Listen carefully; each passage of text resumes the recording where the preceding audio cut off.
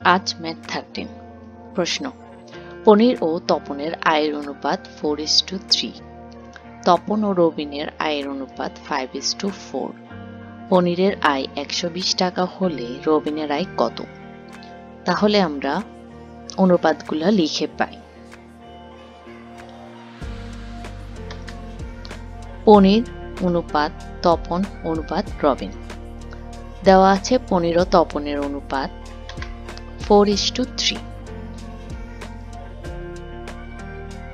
এবং তপন ও রবিনের আয়ের অনুপাত 5:4। মানগুলো লিখে ফেললাম।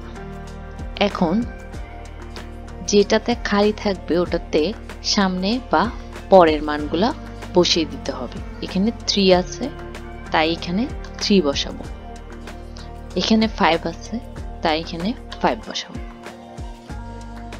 এখন এগুলো গুণ করে দিব,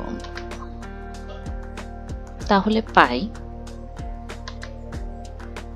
4 5 20, 3 5 15, 3 4 12। এখন যেহেতু পনিরের আয় দেওয়া আছে 120, সেজন্য 20x হবে। 20x সমান সমান 120।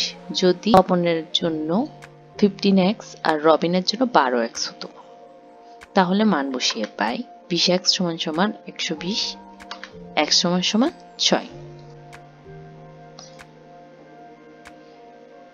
এখানে বলা হয়েছে রবিনের আয় বের করতে হবে। রবিনের আয় হচ্ছে 12x, তাহলে আমরা পাই রবিনের আয় 12x, 12 into 6, তাহলে পাই 72। উত্তর হবে 72। আল্লাহ হাফেজ।